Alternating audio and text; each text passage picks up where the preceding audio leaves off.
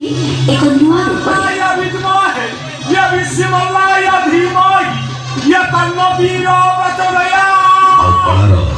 कुबेर क्षेत्र भद्रकी पलटि मोगल तामसार मृण्मय स्वर्ग कहीं पड़ोशी बंगरू ओडिशा को प्रवेश करने एकमात्र बाट थिला भद्रक। भद्रक ही ओडिया यात्रार जन्मभूमि एंतुलीशाल। मोगल तामसारू आरंभ होता विकास पर्व क्रमे पहुंचला गीतिनाट्य पाखरे।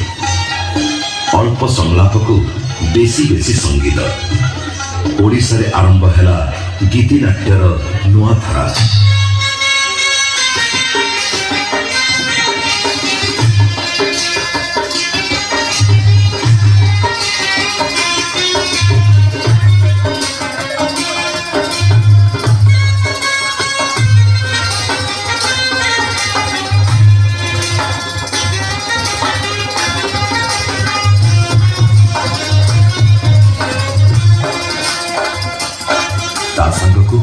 गीता विनय आरे कन घोष यात्रा दिन कथा मने करू नाही की।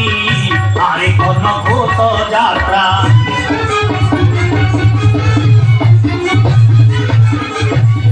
ये समय यात्रा कहले केवल गीतिनाट्य को बुझ वासव रथे सारथी अनंती बातरी लक्षे वर्ष इंद्र ठारू बड़ से अनंती। तेणु हे मातुल नकरतु दुच्छव्यर सारथी पद कोई कर्ण रथरे सारथी रक्षा कर गौरव वंश। मन अच्छी तुम्हार हाँ मु आज भी बोली से मास्टर मानू मास्टर तो नुहे महापुरुष निजे लिखि निजे अभिनय करी निजे निर्देशना दे से माने बंचाई रखिथिले मते। हाँ विभिन्न समय विभिन्न विशिष्ट व्यक्ति का आगमन केते बदली देथिला यात्रार रूप रंग को। गीतिनाट्य माध्यम असंभव लोकप्रियता अर्जन करथिले सेमाने। सतेरे सेतेबेलर गीतिनाट्य कि आकर्षण। मुख्यतः मु जोड़ी होइथिली ओडिशार जानिजात सांगरे। गाँव में मेला महोत्सव कि पर्वपर्वाणी हेले प्रथमे खोजा पड़ुथिली मु। प्रथमे राजा मानक तत्वावधान में बढ़िथिबा एई कला परे परे सामंत और पुंजीपति मानक सुरक्षा रे गोटाए परे गोटाए पद आगे चलिला। 1767 बेलू बंशी वल्लभ 1795 बेलू रघुनाथ परीक्षा 1819 बेलू गोपाल दास रूपचंद दास महापात्र 1832 बेलू कृपा सिंधु मिश्र 1836 बेलू जगन्नाथ पाणी 1838 बेलू कृष्णकांत दास गोपाल दास 1869 बेलू मिर्जा फजीर बेग 1890 बेलू वैष्णव चरण दास यही माने ही यात्रा अजाड़ी देले सर्वस्व। सेते बेलर भ्राम्यमान यात्रा को मिलिला एक नुआ रूप। गणकवि वैष्णव पाणी समय किंतु थिला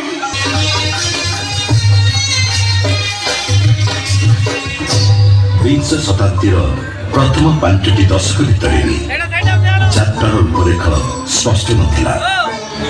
परे परे गीतिनाट्य जाई ऐतिहासिक नाटक पौराणिक नाटक और काल्पनिक 1960 मसीहा बेलू काँ भा नारी अभिनेत्री यात्रा को आसिले किंतु 1980 पर यात्रा को मिलिला असंभव सफलता।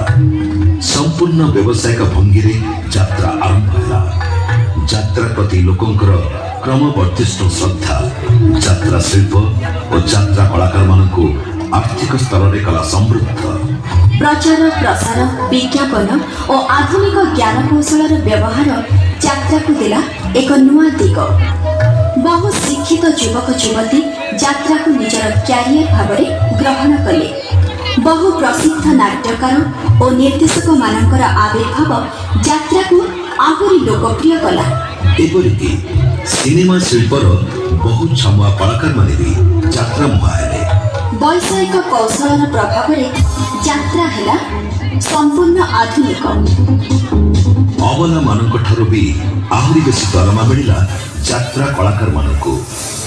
बहु गीतिकार संगीत निर्देशक नाट्यकार और नृत्य निर्देशक मान प्रभाव में यात्रा पलटिला मनोरंजन बलिष्ठ माध्यम।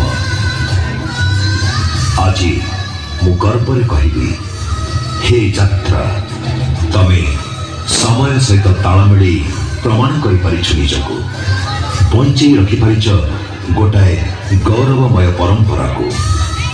आल्बम सीरियल सिनेमा सबको पछरे पकई तमे जे खाली लोकों पाखरे पहुंचीच से नुह बरं राजस्व आदाय भी मनोरंजन शिल्प सबुठ श्रेष्ठ पहुंचीच तमे।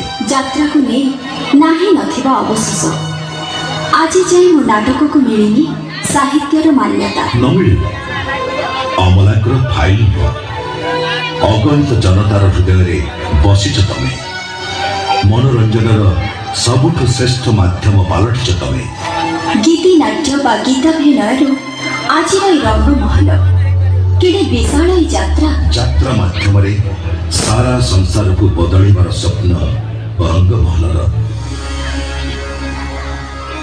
मालिक ना कहयो मो समय मो स्थित प्रज्ञ रंगमहल भितर मु देखुची परिवर्तन